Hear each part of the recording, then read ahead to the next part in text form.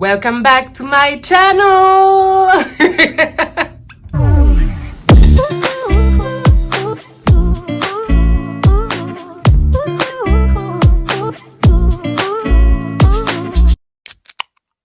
Ça me fait trop plaisir de vous retrouver aujourd'hui et cette fois-ci pour une vidéo qui m'a été tellement demandée. Donc là voici, la vidéo sur l'emploi. Comment trouver un travail au Canada, on va quand même recentrer plus sur le Québec. Alors pour ceux qui sont nouveaux sur la chaîne, moi c'est Mylène, ça va faire 3 ans que je vis à Montréal, au Québec, au Canada, et ici je travaille. Alors pour cette vidéo, ça va être simple. Déjà, je vais vous donner des éléments pour pouvoir trouver un emploi régulier, donc ce qui pourrait s'apparenter au CDD, CDI en France, mais également un stage et également un VIE. Donc VIE, c'est Volontariat International en Entreprise, c'est des missions, on en reparlera tout à l'heure. Et en fait, la première partie de cette vidéo, ça va être un petit peu de revenir sur le contexte de l'emploi ici au Québec. Et ensuite, on va parler du CV, de la lettre de motivation. Et on terminera sur où et comment trouver un emploi. Voilà. Déjà, de manière générale, le Canada est un pays très attrayant au niveau de l'emploi. C'est ce qui attire principalement de toute façon les immigrants, que ce soit les Français ou d'ailleurs ici au Québec et ici au Canada. Donc là, par exemple, en juin 2021, le taux de chômage au Québec était de 6,3% de chômage. Il y a vraiment un marché qui est très attractif, il y a beaucoup de demandes. C'est pour ça aussi que le Québec et le Canada également fait beaucoup appel à l'immigration. Donc c'est pour ça qu'on a plein de programmes comme ceux que je vous présentais dans ma vidéo sur les visas. Il va y avoir beaucoup de programmes comme le PVT, comme les stages coop, les jeunes pros. C'est qu'on va vraiment inciter les étrangers à venir travailler au Canada pour venir combler tous ces emplois manquants. Donc oui, il va y avoir de la demande dans les emplois. On va chercher des candidats. Ça va pas concerner tous les domaines. Il y a certains domaines qui vont être plus à la recherche d'immigration, notamment dans les secteurs de la finance, de la santé, de la science, dans l'informatique et les nouvelles technologies, mais également le cinéma, des secteurs comme tout ce qui va être audiovisuel également, parce que c'est des domaines où il y a peut-être moins de formations qui sont proposées aux étudiants ou que ça intéresse aussi moins de personnes. Donc c'est des secteurs qui sont très ouverts à l'immigration, où ça embauche beaucoup. Je vous remettrai la liste sur la vidéo quelque part ici. Il y aura également des domaines peut-être moins qualifiés comme la restauration, au niveau des serveurs, serveuses, barman, barmaid, même dans les fast-food, en fait juste peut-être des jobs, comme on pourrait le dire en France. Il va y avoir une grande demande de main-d'œuvre également dans ces emplois-là. Et il y a un des gros avantages sur le marché du travail ici, c'est que contrairement à la France, on va plus miser sur ta volonté et tes expériences que sur ton diplôme.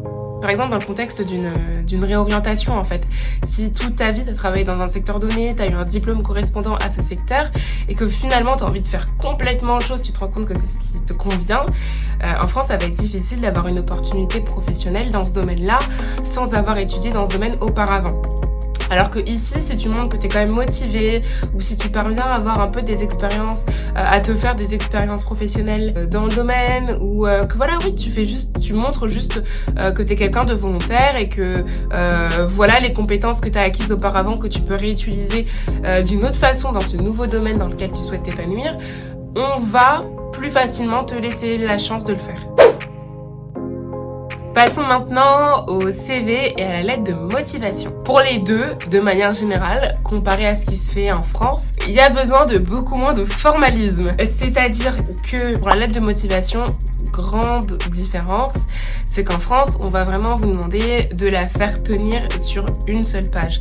Ici, il y a moins cette pression de oui, la RH, elle regarde la lettre de motivation en 20 secondes, donc faut que tout tienne sur une page, etc. Non. Je vais vous mettre en lien dans la description de la vidéo le modèle officiel de CV qui est fourni par le gouvernement québécois. Donc ça c'est le modèle vraiment qui est disponible en téléchargement. Donc si vous souhaitez, vous pouvez le télécharger et ensuite l'adapter à vos CV. Et puis ça peut également vous servir de base pour vous en inspirer pour refaire votre propre CV ensuite. Mais sur le modèle délivré par le gouvernement québécois, il y a, il me semble, 2 pages, si ce n'est 3. Donc là, mettez ce que vous avez à mettre, vendez-vous, mettez ce que vous avez fait, toutes vos expériences. Il n'y a plus le stress de vouloir réduire au minimum, enfin de vouloir réduire au maximum et de tout condenser en une seule page. Donc ça, c'est la première chose. Ensuite, vous n'avez pas besoin. En fait, c'est pas que vous n'avez pas besoin, c'est qu'il ne faut pas mettre de photos sur votre CV. Donc la photo, c'est un sujet qui est toujours un petit peu discuté parce que on ne sait pas s'il faut la mettre ou pas. Ça peut être une source de beaucoup de discrimination par son physique, par la couleur de peau. Et est-ce que tu as l'air jeune ou plus âgé ou ce genre de choses. Donc voilà, il ne faut pas mettre ici de photos. Il me semble pas la date de naissance. En fait, on va faire court. Tout ce qui pourrait finalement te discriminer, ne le mets pas sur ton CV. Mets ton nom, ton prénom, tes coordonnées pour qu'on puisse te rejoindre et c'est tout. Et après, on va se concentrer sur tes expériences. Ça va ressembler à ce qu'on connaît déjà. Où est-ce que tu as travaillé, tes employeurs, l'intitulé de ton poste, la période, tes missions principales, voilà. Et puis, il y a généralement ce qu'on va appeler un objectif de carrière. Donc, tu vas pouvoir mettre au-delà même de l'emploi pour lequel tu postules. Comment est-ce que tu te vois évoluer, vers quel type de poste tu souhaites te tourner. Là, je vais relire la description qui est sur le site du gouvernement québécois. Alors, écrivez un résumé de votre objectif de carrière ou décrivez simplement ce que vous souhaitez faire. Donc, généralement, il suffit d'une phrase ou deux. Cela permettra à l'employeur de savoir quel genre de travail vous cherchez et essayer de faire ressortir un lien avec l'emploi pour lequel vous postulez. Donc, voilà, c'est assez simple, c'est assez court et donc voilà pour le CV. Donc, si je devais résumer pour le CV, pas de photos, pas d'informations, âge, tout ce qui pourrait être discriminant, simplement vos coordonnées, nom, prénom, adresse mail, email, qu'on dira ici adresse courriel, donc courriel, et si jamais tu as un site web comme un portfolio ou autre, n'hésite pas à le mettre. Ensuite, à ça, tu vas mettre ton objectif de carrière. Donc ce que tu veux faire, ce que tu souhaites faire. Donc ensuite tu vas mettre tes expériences pro, tes formations, ta formation, tes études, ton parcours scolaire. Et il faudra mettre également tes compétences liées avec le poste. Les logiciels que tu maîtrises, tes qualités personnelles, interpersonnelles. Et voilà, petite chose qu'il ne faut pas oublier, c'est de traduire, et c'est très important, vos diplômes. En fait, tout ce qui est scolaire, mettez les équivalents locaux. Par exemple, je vais mettre là quelque part un espèce de tableau qui reprend les différents types de parcours scolaires, enfin, les équivalences France-Québec. Et par exemple, le bac en France, c'est le diplôme qu'on obtient après le lycée. Ici, le bac, donc le baccalauréat, c'est l'équivalent de la licence en France. Donc ça c'est très important parce que une licence et un bac de fin de lycée, ça n'a rien à voir, on est d'accord. Donc voilà pour le CV. Ensuite, là je vais passer à la lettre de motivation qu'on va principalement ici appeler la lettre de présentation. Lettre de présentation, on retrouve aussi quand même lettre de motivation, mais en tout cas je vous le dis parce que si jamais vous voyez lettre de présentation, sachez que c'est la lettre de motivation en fait. Et là en fait il n'y a pas grand chose à dire. C'est plus ou moins la même chose. Donc mettre voilà ce que tu recherches dans un poste. En fait, il faudra détailler ce que tu aurais pu mettre dans la partie objectifs de carrière dans ton CV. Et donc là, le détailler, donc mettre tes objectifs de carrière, mais également ce qui te motive à ce poste-là.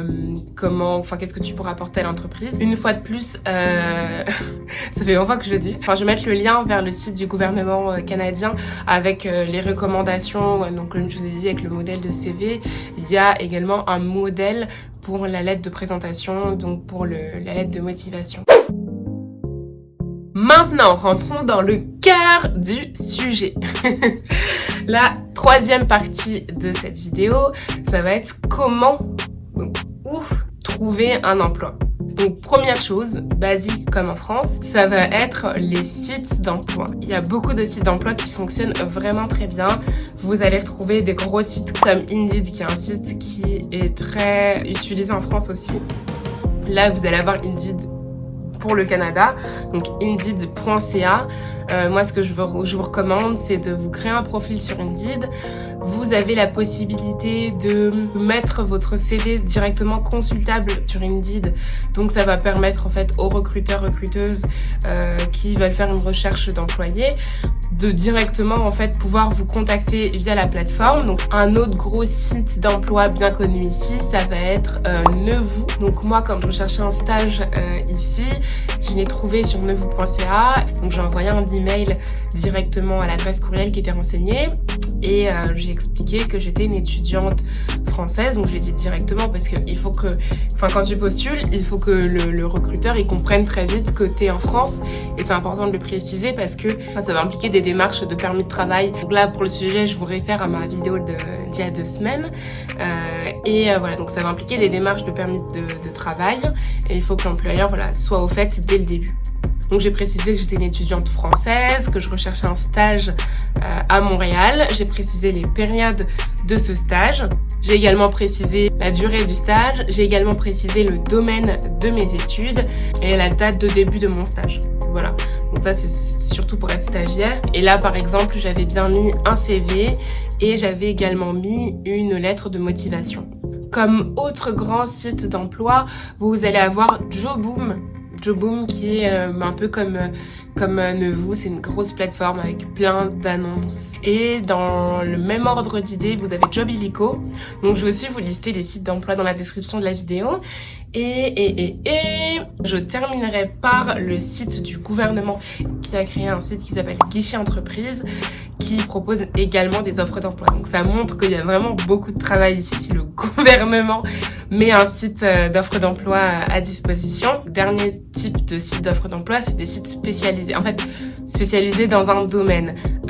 Comme on va avoir Isarta, qui va être plus pour tous les emplois marketing, communication. Voilà, donc renseignez-vous vraiment. Je vous ai donné des sites vraiment très généraux. Donc, que je disais Neuvoo, Jobilico, Guichet Entreprise, Indeed. Donc, renseignez-vous. Là, il y a déjà de très fortes chances que vous trouviez. Mais après, renseignez-vous parce qu'il y a aussi beaucoup de sites spécifiques sur le domaine qui vous intéresse. Et bien évidemment, allez voir sur les sites des entreprises directement. Si vous visez travailler dans une entreprise en aéronautique, allez sur ce site-là. Il y a de très fortes chances qu'elle ait une page carrière et vous pourrez retrouver en fait toutes les offres d'emploi de cette entreprise-là. Deuxième moyen de trouver un emploi, ce sont les réseaux sociaux, bien évidemment. Bien évidemment, je vais commencer par LinkedIn, qui est à lui-même un réseau social professionnel. Donc, LinkedIn qui marche vraiment très bien ici. Donc faites-vous un profil LinkedIn si ce n'est pas le cas. Ajoutez dans vos relations des personnes qui travaillent dans des entreprises qui vous intéressent, dans des domaines que vous ciblez. Envoyez-leur un petit message. Ce que je vous recommande également, c'est d'entrer en contact directement avec des recruteurs sur LinkedIn. LinkedIn a également une plateforme avec des offres d'emploi auxquelles on peut postuler, donc en dehors de toute la partie plus réseau. Ensuite, pour les réseaux sociaux, il y a énormément de groupes Facebook comme PVTiste et PVTiste Petites Annonces, les Français à Montréal et sur tous ces groupes Facebook qui vont rassembler beaucoup de Français ici. On va souvent retrouver des offres d'emploi. Donc des offres d'emploi pour les mêmes postes dont je disais tout à l'heure, qui sont généralement en pénurie ici parce qu'il y a moins de formations par exemple. On va beaucoup les proposer sur les groupes comme PVTiste, par exemple en informatique, en aéronautique, ou des postes également comme par exemple pour être serveur, pour faire des cours à domicile, pour être vendeur. Ces postes-là, il y en a tout le temps. D'ailleurs, ici, c'est le genre de poste où si tu vas pour donner ton CV le matin, on peut te rappeler l'après-midi pour retravailler ici. Donc, on fait vraiment beaucoup appel à l'immigration également. Donc, moi, par exemple, depuis hier, donc je me préparais à faire un petit peu cette vidéo. Donc, je regardais un peu les posts sur PVTiste sans chercher ni rien. Entre la journée d'hier et d'aujourd'hui, j'ai vu passer 3-4 offres d'emploi dans mon feed Facebook et qui étaient toutes postées sur des groupes Facebook. Et dernier moyen que j'aborderai ce soir de trouver du travail ici, ça va être le VIE. Le VIE, c'est ce que moi j'ai personnellement fait. Donc après le stage que j'ai fait il y a quelques années, là je suis revenue et là je travaille et j'ai eu un VIE. Un VIE, c'est ce qu'on appelle un volontariat international en entreprise. Donc c'est un programme français qui permet de travailler pour des entreprises françaises partout dans le monde. Que ce soit en Argentine, au Canada, à Bruxelles, en Asie, en Afrique, Côte d'Ivoire, Congo, vraiment c'est international. C'est un système qui va permettre à des volontaires, donc à des jeunes français, de réaliser une mission à l'étranger. Donc ça te permet de travailler finalement où tu veux, très facilement dans une entreprise française. Donc ça permet en fait déjà aussi de contribuer au développement des entreprises françaises à l'étranger, puisque du coup c'est de la main d'œuvre aussi facile pour les entreprises. Et donc les conditions pour faire un VIE, c'est d'être donc de nationalité française et d'avoir entre 18 et 28 ans. Pour trouver un VIE, tu vas avoir le site de CiviWeb. CiviWeb, c'est un site donc qui est mis en place par le gouvernement français, où les entreprises qui désirent recevoir, donc les entreprises à l'étranger, les entreprises françaises à l'étranger qui désirent recevoir un volontaire au sein de leur entreprise, vont pouvoir diffuser leurs offres d'emploi sur CiviWeb. Donc si tu cherches sur ce site, tu peux filtrer par pays, par type de mission, par type de poste. Et là, c'est après comme un site d'emploi classique, tu as juste à postuler et si t'es pris, ensuite tu vas démarrer les démarches de VIE avec l'entreprise pour laquelle tu auras été sélectionné. Donc moi c'est ce que j'ai fait. J'ai cherché sur le site de CiviWeb un travail au Canada parce que je voulais à tout prix revenir au Canada. Et en étant sur CiviWeb, donc j'ai trouvé l'offre d'emploi pour l'entreprise dans laquelle je travaille actuellement. J'ai postulé, on a fait l'entretien, donc c'est vraiment un processus classique. J'ai fait, je pense, 2 ou 3 entretiens. Et ensuite, une fois que j'ai été retenue, on a pu entamer les démarches pour faire un permis de travail. Donc la référence à ma vidéo d'il y a 2 semaines sur comment faire un permis de travail. Donc on m'a fait un statut de jeune pro. Et voilà, donc ça c'est pour les Français, c'est un autre moyen. Voilà, donc c'est bien parce que c'est un bon moyen de partir à l'étranger assez facilement et d'avoir des postes où tu sais que c'est une entreprise qui sera déjà, en fait, l'intérêt que ce soit une entreprise française, c'est qu'elle sera aussi déjà accoutumée à faire des démarches d'immigration, ils connaissent le process. Après, ce qui est également bien dans le statut de volontaire, puisque c'est du volontariat, donc t'es volontaire, c'est que tu ne payes pas d'impôts. Parce que la rémunération que tu vas toucher, en fait, n'est pas une rémunération, mais c'est une indemnité. Donc, comme si c'était un stagiaire, en fait. T'as pas un salaire en tant que tel, t'as une indemnité. Ce qui veut également dire que l'indemnité que tu vas toucher, elle n'est pas fixée par ton employeur, mais elle est fixée par le gouvernement français.